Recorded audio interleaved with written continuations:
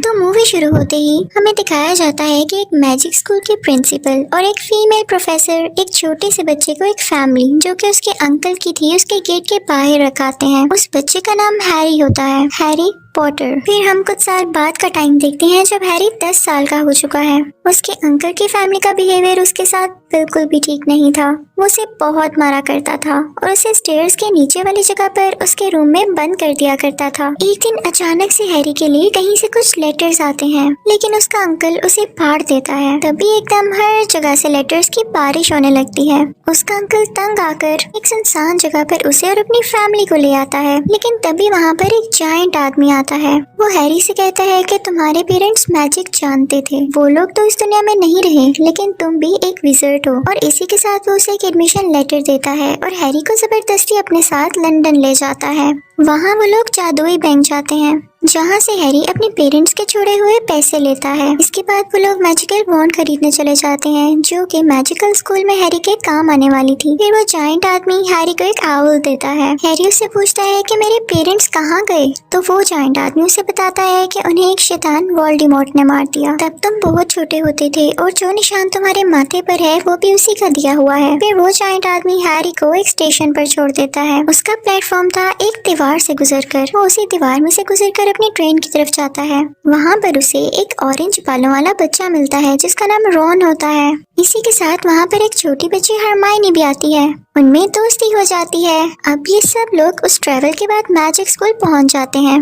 वहाँ पर एक बुरा और अमीर बच्चा मैलफॉय होता है जो रोन को काफी तंग करता है। फिर प्रिंसिपल जिनकी व्हाइट दाढ़ी थी वहाँ पर आ जाते हैं और बताते हैं कि स्कूल में डार्क फॉरेस्ट और 3rd फ्लोर के राइड पर जाना मना है। फिर फीमेल प्रोफेसर वहाँ पर आकर बच्चों के 4 अलग अलग सेक्शंस बनाती हैं। उस दौरान एक प्रोफेसर जिसका नाम स्नेप होता है वो हैरी को काफी अजीब तरीके से देख रहा होता है, जिससे हैरी के स्कार में दर्द होने लगती है।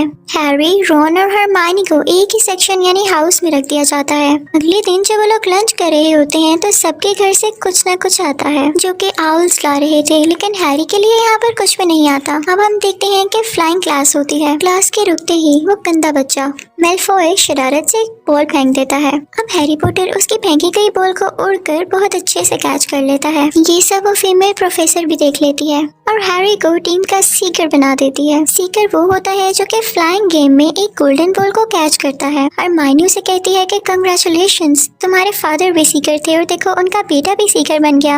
अब हम देखते हैं कि वो लोग अपने रूम्स में जा रहे होते हैं, लेकिन सीढ़ियों के बदलने का वक्त हो जाता है, जिसकी वजह से वो लोग उसी 3rd फ्लोर के एक कमरे में पहुंच जाते हैं जहां 3 सर वाला एक डॉग होता है। उससे बचकर वो लोग अपने अपने रूम्स में चले जाते हैं। अगले दिन उस फ्लाइंग गेम का कैप्टन हैरी को एक गोल्डन बॉल दिखाता है और कहता है कि जिस टीम का सीकर इसे पहले पकड़ लेगा वो टीम जीत जाएगी। अगली सीन में हम देखते हैं कि सब लंच कर रहे होते हैं, लेकिन हरमाइनी वहाँ पर नहीं होती। एक आदमी भागा भागा आता है और आकर बताता है कि वो जायंट क्रिएचर आजाद हो चुका है और इसी तरफ बढ़ रहा है। सब बहुत डर जाते हैं। रॉन और हैरी फौरन से हरमाइनी को ढूंढने जाते हैं। दूसरी तरफ वो जायंट क्रिएचर गर्ल्स वॉशरूम जाता है जहाँ पर हरमाइनी भी थी। रॉन और हैरी वहाँ पर आकर हरमाइनी को बचाते हैं और उनको 5 पॉइंट्स मिलते हैं उस क्रिएचर को हराने के। फिर हमें वो दिन दिखाया जाता है जब फ्लाइंग कंपटीशन था। हैरी, रॉन और हरमाइनी जिस हाउस यानी सेक्शन में थे उसका नाम ग्रिफिंडर था। अब ग्रिफिंडर टीम शुरू में ही अच्छा खेल के 20 पॉइंट्स ले लेते हैं। दूसरे टीम मेंबर्स इनको मारने लगते हैं। तभी हैरी की ब्रूम स्टिक भी इम्बैलेंस होने लगती है। हरमाइनी देखती है कि प्रोफेसर स्नेप कुछ स्पेल पढ़ रहा है, तो वो जाकर उसके कपड़ों को आग लगा देती है कि उसके स्पेल्स बंद हो जाएं। और इसके बाद से हैरी की ब्रूम स्टिक ठीक हो जाती है।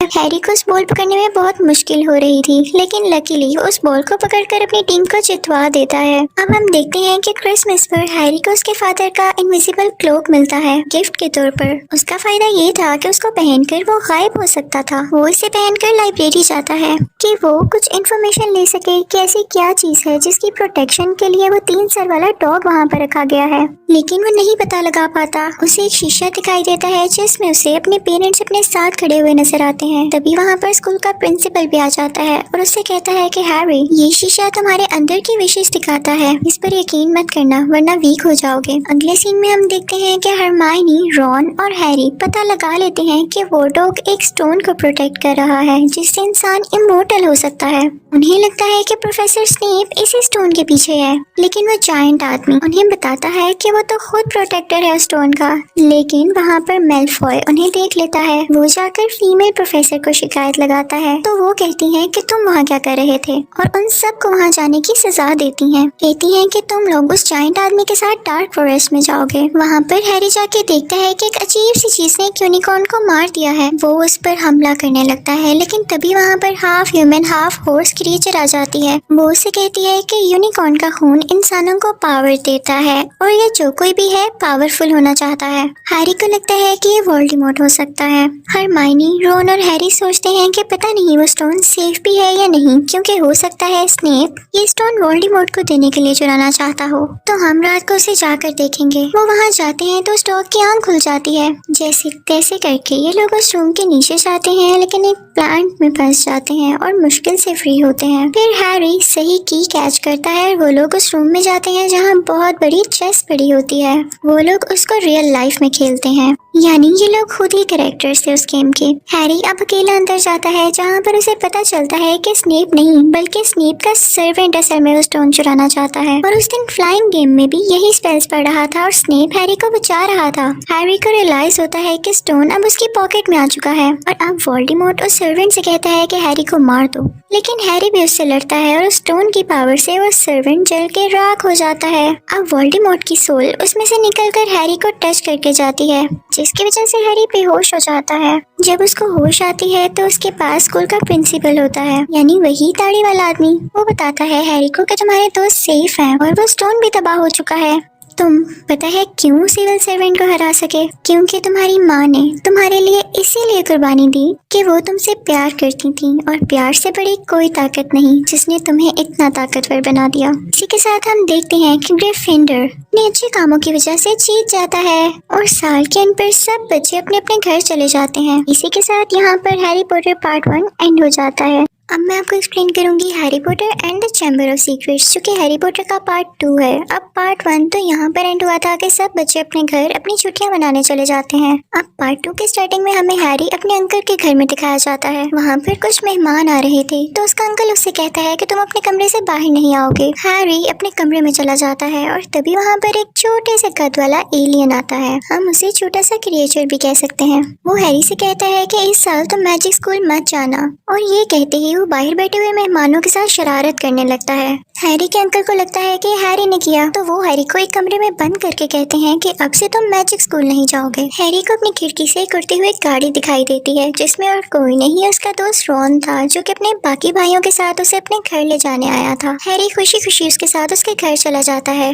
जहाँ पे उनकी मदर उनसे कहती है कि मैजिक स्कूल जाने से पहले अपनी बुक्स पूरी कर लो, और उन्हें एक मैजिकल बाजार में भेज देती है, जहाँ पहुंचकर हैरी गुम हो जाता है। वहाँ पर उसे वो जायंट आदमी मिलता है जो उसे एक शॉप पर पहुंचा देता है। शॉपकीपर वो बुक्स हैरी को फ्री दे देता है। अब ये लोग मैजिक स्कूल तक जाने के लिए स्टेशन पर पहुंच चुके थे। अब की बार तो रॉन के भाई और बहन भी जा रही थी, लेकिन हैरी और रॉन की ट्रेन मिस हो जाती है तो उसी उड़ने वाली गाड़ी में वहाँ जाने लगते हैं। रास्ते में वो गाड़ी एक दरख्त में फंस जाती है और जैसे वो नीचे गिरते हैं वो गाड़ी उन्हें छोड़कर वहाँ से भाग जाती है। खैर वो दोनों किसी न किसी तरह अपने मैजिक स्कूल में पहुँच जाते हैं। वहाँ पर स्नेप उनसे कहता है कि तुम लोग जानते हो कि हमारा मैजिकल स्कूल कितना छुपा हुआ है, कोई भी इसके बारे में नहीं जानता, तो तुम लोगों ने सबके सामने गाड़ी क्यों उड़ाई? अगले दिन हम देखते हैं कि उन लोगों की फ्लाइंग क्लास हो रही होती है, हैरी की टीम की और दूसरी तरफ मेलफॉय की टीम की। मेलफॉय की टीम शुरू में बहुत पॉइंट्स ले जाती है, लेकिन हैरी भी उस गोल्डन बॉल को पकड़ने की बहुत कोशिश कर रहा होता है। मेलफॉय भी अपनी तरफ से पूरी कोशिश कर रहा था कि हैरी हार जाए। फिर हैरी बहुत मुश्किल से वो गोल्डन बॉल आखिर पकड़ ही लेता है, लेकिन इस कोशिश में उसके हाथ की हड्डी टूट जाती है।